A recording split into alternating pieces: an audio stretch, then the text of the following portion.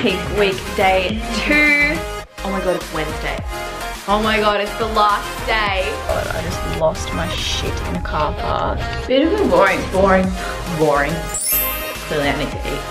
Yeah, well, I don't even know what day it is. Morning guys, I look so much prettier this morning than I did yesterday when I spoke to you last. I've had my makeup done by my girl over here. Hey! Hey guys! So I don't even know what she's done. She's made me look really good because I don't know what I'm doing when it comes to makeup. But I've got a photo shoot this morning, so I'm all beautiful. I've had my coffee, I'm doing this photo shoot fasting. I'm really hungry. Peak week day 2. Let's do it.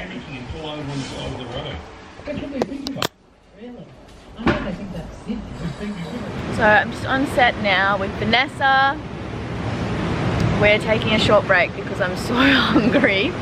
I haven't eaten yet and it's like 10. So I have my meal from Jordan. Literally just sitting on some rocks by the beach. Eating. And then we're going to do a few more looks for this shoot and then I can go, and I've got to fit in my 2 cardio sessions, my training session, my steps, and I've had 500 mils of water and I've got 5 litres, so I've got 4.5 litres to fit in somehow, so it's going to be interesting. But in terms of energy and mood, I'm definitely feeling tired, and my mood kind of started high and now it's like the coffee's wearing off, so I'm excited to eat this now and that should give me more energy for the rest of the shoot. So I've just got to the gym, I'm feeling really tired and low energy. I've got to get this workout done and I still have 2 cardio sessions to do, but then tomorrow we start tapering, so I'll still be doing my weight training but not doubling up on the cardio. So just got to get through today. It is 12 o'clock. I've had 1 meal. I still haven't had any more water, so I'm gonna have to smash through my water loading. But from here on out it's kind of like relax, like I'll just be doing my work, I'll just be doing my training, my food, and I only have like 1 appointment left tomorrow before flying out to the Gold Coast on Thursday, and then up there it's just going to be chills. So I really need to do some posing practice as well. But yeah, I'm going to go train, same training session as yesterday. We're just doing that same one the whole week. And yeah. God, I just lost my shit in a car park. Started crying because I was literally like going up and down and cutting laps around. Couldn't effing find how to get out of there, and it's 3 o'clock and I've only eaten once today, and I seriously like want to kill everything. I don't know, I'm not even making sense right now. I'm just like, I'm so mad. I'm so hungry. Okay. I feel like I would be like this if I hadn't eaten at any point. This isn't just comp prep. But like, oh my god, I was literally like crying driving around the car park. I like screamed. I was like, where is the exit? Like it said exit and I kept going and it would just like take me around another lap. Stupid, I'm literally never coming back here again. And I couldn't find my turkey mince, so I'm just gonna have to eat fish for every meal now. Yay. Bit of a boring. Clearly I need to eat. Bit of a boring vlog today because I haven't really done heaps except for this photo shoot. So I'm now going to eat because I literally like, I don't even know how I have the energy to be talking and holding my camera right now. I'm gonna eat and then I'm going to just chill. Excuse me. We've changed my peak week, so I was meant to do 2 cardio sessions today. We're taking them out because we don't want to cause inflammation on my legs. So it's just going to be the circuit I did yesterday. I've already done that, and then we'll do the circuit again tomorrow, and then on Friday I'll just be doing a shoulders and back workout, and then on Friday complete rest. So I'll just be putting my feet up, chilling, relaxing up in the Gold Coast. No photo shoots or anything. I think I was meant to do one, but we're not going to do that anymore. And then on the day I'll film what we do because we're just going to monitor my body and see how it responds, and go from there in terms of carbs and food volume. So I'm just going to have some fish and zucchini now, and I have like my breakfast I never ate, so I'm gonna eat that too, and I'll do supplements and nutrition tomorrow. So this vlog was gonna be like really boring because it's literally, I did like not do a lot today. So I thought I would go through and answer some of the questions from the Q&A post I put up on Instagram yesterday, I think it was. Yeah, God, I don't know what day it is. So I'm going to answer some of the questions, and then I'm actually going to put another Q&A up with my coach, and then he and I will answer a lot of the kind of more technical questions about my prep. So I'm going to jump into some of these questions and answer them. I'm like fully dressed up for you guys. I've got the full makeup from the photo shoot, and then I'm just wearing like little tracksuit pants, got my socks on, a little blanket here. Just settling in. Okay, so how long do you do the stairmaster for each day? So the stairmaster was something I was doing for my cardio, and I did that 3 times a week in the last month. So we were progressive with my cardio, so we started out with less and increased it as I needed to drop more fat. So I just do 45 minutes, not just, it's actually a long time, 45 minutes, and I set it at level 10 because I want my heart rate to not exceed 65% of my max heart rate. So for me, I've got a Fitbit that tells me what my heart rate is. At level 10, it usually gets it up to where it needs to be, and as I progress over time, it obviously gets higher, so I'll decrease to level 9 or level 8, and just to keep my heart rate in that zone for the 45 minutes. So that's it. I literally just walk, listen to podcasts, listen to music, film myself, answer questions. What kind of cardio do I do and how much? So this is related to comp prep. When I'm not competing, I actually don't do cardio. So doing cardio this comp prep has been really different for me because I just do like 10,000, between 10 and 20,000 steps a day. Before I was competing, I was actually working in office, so I would get a lot more steps in that way. And then since I've been competing, it is harder to get my steps in, but I'll get 12,000 is my goal. But yeah, I don't do cardio when I'm not competing.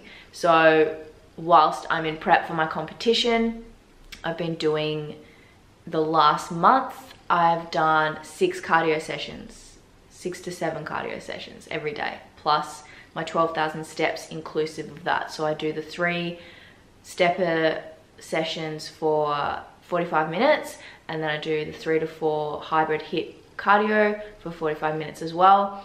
And then leading into that, I was doing no HIIT, I was just doing treadmill stuff. So I would do like 45 minutes on the treadmill, 30 to 45 minutes on the treadmill for 3 sessions a week, and I did that for about 3 weeks prior. So, you know, cardio is like a tool. You don't want to be, if you want to lose fat, you don't want to be going all out with everything you can do first up, because then what happens when you plateau, and what happens when, you know, if you're on super low calorie, you're doing heaps of cardio, you're smashing yourself into the ground. If you stop losing fat, where do you go from there? So you want to start with the least amount of stuff you can do, basically. So you want to be in the smallest deficit possible, eating the most food possible. So like for me, previously with my 8-week transformation, I was in a 10% deficit. I was losing fat on 1900 calories, and I got down to 15% body fat. That was so easy for me. I was doing 4 weight training sessions a week and no cardio, just daily steps. So that's like ideal. Then if you're, you know, maybe wanting to get ready for a photo shoot, or you're wanting to get the last few percent of body fat down, you can drop the calories lower, you can increase your cardio, you can introduce the hybrid HIIT method. There's all these things you can do. So you don't want to be hitting yourself with heaps of cardio from the start. So just make sure you progress it if your goal is fat loss. Will you do any more competitions in the future? Who knows? I've really loved this prep, most of it. It's challenged me, which was my goal in doing this prep. I'm just gonna see how I go on Saturday, because like I could get on stage and absolutely love it. I could get on stage and be like, you know what, it wasn't worth the 6 months of prep. I don't think, you know, I'm not the kind of person that has regrets about anything, because I think anything you do in life, whether it's good or bad, or what you deem good or bad, you learn something and there is growth that comes out of that. There's been a lot of growth and learning that's come out of this prep for me. I've had some amazing photo shoots which will like made it worth it. Tell me what the fuck peak week is. Peak week is just the last week until your show, the final week to kind of, all the hard work is done. Like, I'm not going to make any drastic changes in terms of growing muscle or anything. It's more just you're depleting and it's kind of magic. It's like magic. I mean, hopefully, because I'm hoping we pull something out of a hat, because my legs are not budging. But you do all this like glycogen depletion training, which I'll talk about with my coach, and I've like pretty much dropped all carbs from my diet, and then you put the carbs back in your body closer to the show, and it's meant to just pop and fill your muscles out. But it's basically just the last week until your competition, where you just like peak, essentially your body peaks, so it's like in its best shape for that one day. Do you think you'd look significantly different if you didn't take the extra oil? You guys, for those that follow me on Instagram, and I actually spoke about it in my last vlog, I overdosed on cod liver oil, in that I was only meant to take 1 teaspoon twice a day, and I was taking 1 tablespoon twice a day, which equated to like 360 calories. And so when I thought I was in a deficit eating at 1200 calories, I was actually eating at 1550 calories. So I had a meltdown about that to my coach. I was like crying, like, I can't believe I did this, like I'm an idiot. He wrote 1 teaspoon and I read it as a tablespoon. So who knows if I would look significantly different. Like, honestly, I mean, yeah, I would have been on less calories, so I probably would have burnt more fat. But I really can't think about that, because that will make me cry again. And also I'm trying not to stress, because stress, you know, everything's done. I've done everything I can, and that's just the lesson that I've learned the hard way. How many times have you competed? This is my first time, hence the fear. Would you suggest someone to try and compete or not? Yeah, of course. Like, I mean, I wouldn't be doing it. I wouldn't be doing it if I didn't think it was a good idea. I think, you know, you do need to be doing it for the right reasons. A lot of people compete because they want to like grow a name for themselves or grow a brand, because it does offer a lot of opportunities for, you know, the federation I'm doing, WBFF, they promote their competitors a lot, so it gives you, you know, a lot of exposure if you're kind of in the fitness industry. So a lot of people do it for that reason and that reason only, and that's fine, like, if you want to do it for that reason. But it just depends on the person. Like, for me, when times are really tough, if I was doing it for a reason like, oh, I just want exposure, then when the tough times happen and I really want to eat 1,000 donuts, if that's my reason for doing it, I'm gonna eat 1,000 donuts. But if I'm doing it for my own reasons, my own personal growth and challenge, and wanting to really just see the best shape I can get myself in through the hardest work I can possibly do, then that's reason enough for me not to do it. That being said, I have definitely had cheats, like little cheats, on like little spoonfuls of nut butter, little handfuls of Exo Crunch, little swigs of maple syrup. Yeah, that has happened. Tips if you're wanting to compete: get a good coach. Get a coach that knows what they're doing. Speaking of coaches, mine is calling me now. Hey. Hey, soz. Just checking in to see if I've survived the day and not had another meltdown. Yeah, get a good coach that knows what they're doing and that preferably has taken people to stage before. It's like a whole new world competing in. It's very different to just getting a trainer. So I would also suggest getting someone in person rather than online. Like, I have nothing against online coaches. I am one. When it comes to competing, like, my coach goes off a lot of like what he sees and feels. Like, he'll check my fat, like see how tired I am, he can gauge how stressed I am, he can make modifications for my entire programming based on that, and that's been really important for our prep. And you know, also having someone that knows my body really well. Like I've been training with Jason for like a year and a half, like over a year. Get a good coach, save money, start posing early. I kind of wish I started posing earlier, and be prepared mentally. Is it mentally taxing when competing? Yeah, like everyone's gonna have a different response to prep. So for me, I think I've been pretty good. People around me might not think that, but I have moments, like I'm mostly okay all the time, and then I'll have moments where if I'm really hungry, if I've skipped a meal, or in these last parts, I've been a bit better at accepting the food and the program, but I like to challenge my coach a lot with what he gives me, because I'm kind of like, why can't I have this? Like, why are you taking that away from me? Like it was a really hard transition for me, going from my higher calories to my lower calories, and also changing foods, because I can stick to something if I'm eating food that is part of my routine. Things like Exo Crunch, like I would really look forward to eating that as dessert, and then that got taken out, and that was a really hard transition for me. Mentally, it's hard. I think, again, I'm lucky because I work for myself. I work from home. Like, it would be so hard to do working full time at a job, like an office or something like that, or as a PT, or like any job, like a nurse. I don't know how you guys do it. Like, hats off to you massively. What are you most looking forward to eating post-show? My mouth just started salivating.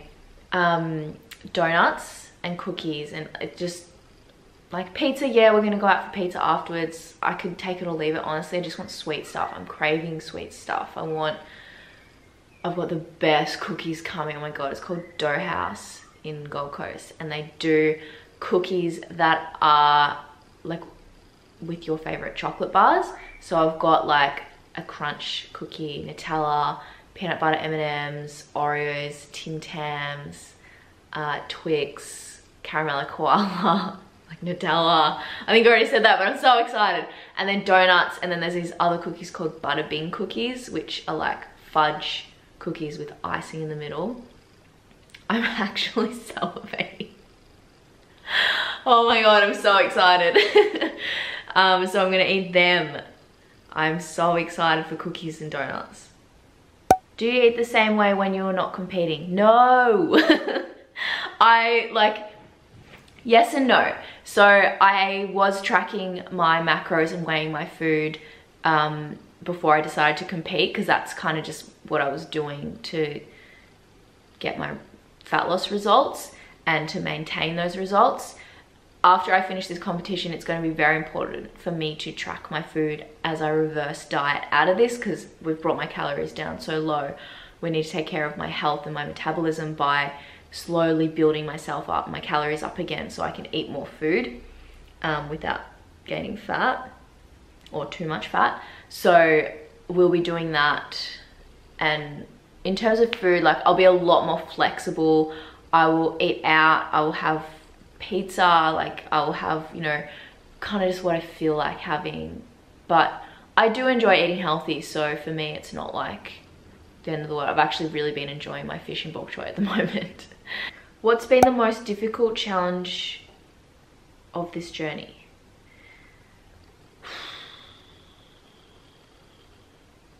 The two things that come to mind, one is when you're training and you're really not feeling it, and you kind of like, often if I'm not feeling it, like I'll either push through or I'll be like, oh, it's all right, I can kind of slack off a bit and not go as hard with my training. But you can't really do that with prep. You really have to push as hard as you can every time. And then when I didn't, I'd feel really guilty, so I didn't like that. And then I also found it really, like, I'm fine eating low calories, like I can handle it. I know it's a short period of time, but when my food choices are taken away from me, that really hurts. Like if I've got carbs and my coach is like, all right, you're having rice and I'm not allowed Exo Crunch, that's really hard. When my calories were changing and my meal plans were changing, and things that I really enjoyed had to go away because my calories were reducing, like I would eat my egg white omelette thing that I show you guys all the time, I would eat that for dessert. So I'd have that with like reheated frozen mixed berries with maple syrup, and that was my dessert. Or I would have a bowl of Exo Crunch for dessert, and that had to go, and that was really hard because I like snacking. So I had to cut the snacking, which sucked. And then obviously like just the guilt associated if you do mess up. Like I would have spoonfuls of nut butter and stuff, as I said previously, and kind of feel guilty about it. But I'm pretty good with guilt. Like if it happens, it happens, as long as it's not like extreme binge where you've accidentally had 360 calories because of cod liver oil. Oh wait, I did that too. What is your favorite nut butter? I would say there's this new one that I'm like obsessed with. It is carob, cashew and coconut nut butter, and it's just from this little health food shop in Double Bay in Sydney, and it's like it's like crack, guys. It's so good. If you can like DIY that shit, do it. Everyone needs a bit of that in their life because it's like, it makes me smile, it makes me happy. I just love nut butter. It's just like the best. All right, so that's pretty much all of the, well, it's not all, there's heaps of other questions. That's the questions I'm gonna answer for now, guys. That's probably plenty. And tomorrow, I think I'm gonna show you guys my nutrition because, oh my God, it's Wednesday. Oh my God, it's the last day eating this food, and then I get to start eating carbs on Thursday and Friday. This is the best realization ever. Okay, so I will document my food tomorrow because that'll be my peak week food, and that hasn't changed Monday, Tuesday, Wednesday. And then as of Thursday and Friday, I'll be eating more carbs and we'll be watching my body change. So I'm really excited to show you guys that. So I'm going to go now. I hope you guys enjoyed today's day 2 peak week vlog. If there are any questions or anything, put them in the comments and I'll make sure I answer them in the following videos. But thank you so much for staying tuned, and thank you so much for everyone's support. Like, I'm honestly overwhelmed and so grateful to everyone that has just DM'd me and messaged me. Like, I will try and get back to you all. I'm just, like, it means the world to me that you guys have been on this journey with me, and I'm so excited to see how I go on the day. I'll talk more about my mindset towards the actual day closer to it. But thank you guys. If you like what you saw, make sure you like the video and subscribe for me, please. Help my little account grow and just get some information out to some people. So thanks, guys. Mwah.